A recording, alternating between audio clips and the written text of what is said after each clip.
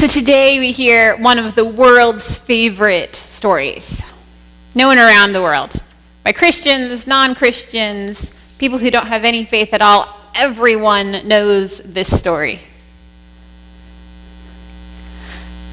And all three of the roles are known everywhere, to everyone, everywhere, usually at the same time, which is why, at least part of the reason why, it is so popular. It doesn't matter who you are or where you're at, people have made bad decisions. We've done that. We have ended up in rough spots. Some people have probably ended up in spots rougher than the one that the younger son was in.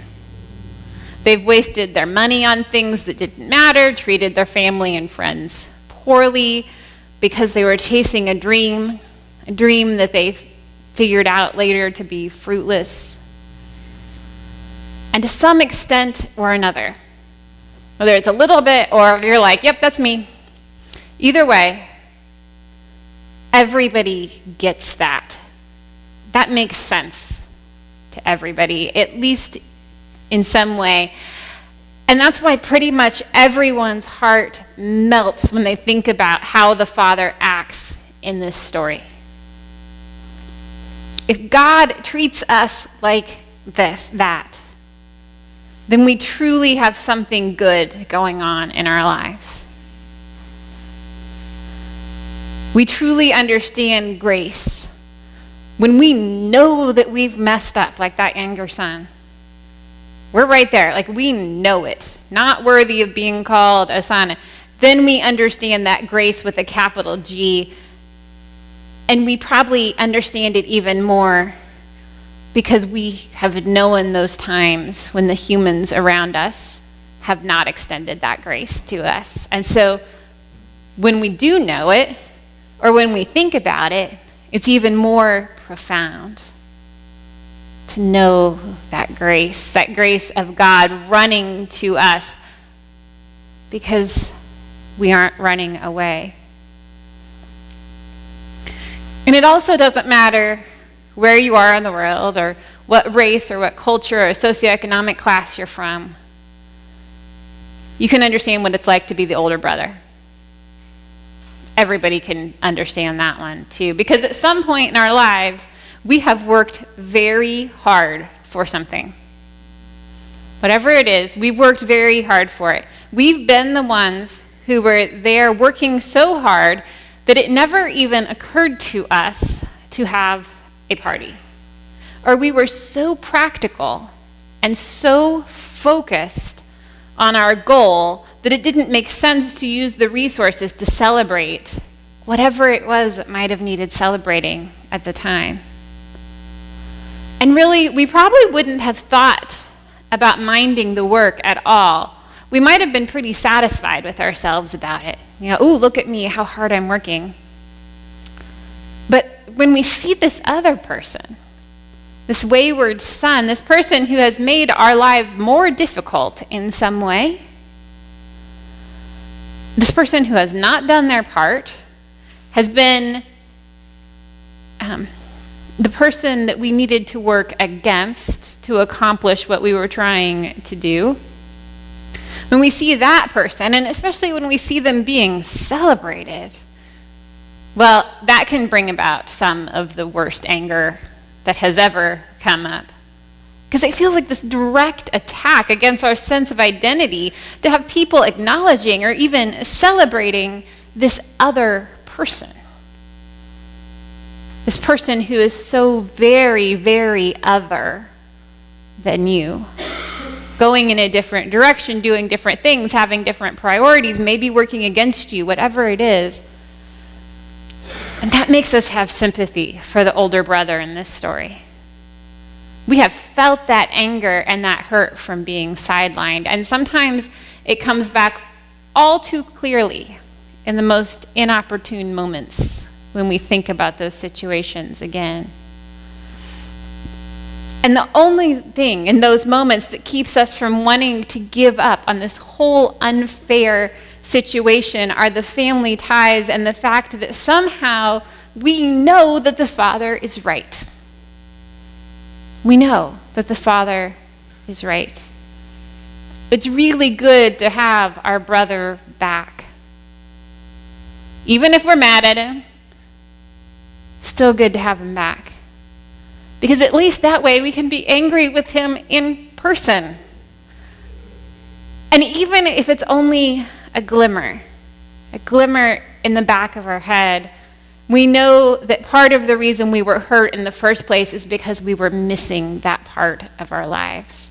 It's not just about the work. It's not just about the goals. It's because we were missing that relationship, especially if it was a close one. So we know the Father is right. Even if the only reason is because it's good to have somebody to be angry with in person and to work on bringing that relationship back. And perhaps the Father is the hardest one to relate to in all of this. Most people can understand, but a few can't hardly imagine this love. It's one of the great depravities in the world, is when people can't imagine this love that just keeps watching the horizon, keeps looking for the wayward son to come home. Most people have had a person in their lives who they would have watched for indefinitely. I've known military moms that keep a light on for years, waiting for their child to come home. I know fathers of drug addicts who go walk the streets every night, looking for their sons night after night, ready with whatever they'll accept. Whether it's a prayer or clean needles or a pair of shoes or a ride to the rehab center, whatever it is, they find them, they're going to be ready to love them. And I know young people who search for decades for a missing parent. But most people's watches are not that dramatic. Most people watch for things like a lost dog or a lost set of keys or a spouse who should have been home hours ago, and when you call their cell phone, it rings very clearly connected to the charger in the wall. And even with that relative insignificance in the great big grand scheme of things, we understand the joy.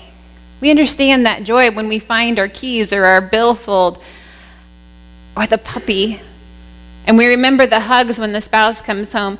And we can understand the exponential nature of that joy when it comes to God looking for us. It's amazing to think about God not reacting only to us individually, to any given person, but that God reacts to the world like this, that running in joy. And so this is one of those stories that we just instinctively understand from every angle. We can look at it over and over again because it always gives us new grace, no matter where we're at, whichever situation we're dealing with in our lives. And that's why we love it. But it's also sometimes why we just can't stand it. It's just a little bit too close to home. This story calls us so far into the depths of our lives that we can't deny the fact that we understand it. And that calls us again to look at those situations in our lives and to look at it from the other perspective. Because when we're the older brother, with every good reason to justify our anger, we are called to see the younger son, and with all of his humility, and know that we are loved too. It's not wrong to celebrate the person who has struggled. We've all struggled at points in our lives, and it's so much easier to heal the missing piece when the piece is there for us to work with. And we're called to see how the love of the Father is not favoritism, but simply love. the same love for all, rejoicing in all of his sons. And when we take that role of the Father, showing God's love to the world, or even just showing our own love to the world, we're called to see how the sons are both overwhelmed. They both are near unbelief, and they both want the best for the family. The older being protective, and the younger only asking to be a slave. And therefore, we have patience with both as they continue to learn that there is enough love to go around for both the elder and the younger. And when we are the younger son, we move and ask to stand with the pain of our father and with the anger of our brother, to deal with both of those at the same time, and to look again at ourselves, taking a deep breath and finally seeing how much we are loved. We don't get the response of the younger brother in the story, but we know pretty clearly that he only wanted to come back as a slave. And so when we're in that role, looking at ourselves, seeing how much we are loved, how much God loves you, how much your brother loves you that he bothers to be angry with you. If you didn't matter, the anger wouldn't happen. To notice how significant our lives are to others. We're called to look again. Look again at all the people around us, the ones we have written off, the ones we can't stand to be in the same room with, the ones that our hearts will break for as we wait, and we're okay with that. We're called to look around at the ones around us and realize that there is grace for them in this story of God's love too. And sometimes that second look is the hardest thing. It's the Lenten thing, though. It's that place where we stand at the foot of the cross together and we see that brokenness that we all share. It's common to all humanity. And we invite each other along into the resurrection together. Because after all, that's what Christ did for us. And who wouldn't want to share that good news? So this week, may you see God's grace in this story for you, wherever you fall this week. And may you have the courage to look again at how it is grace for your neighbor too. Amen.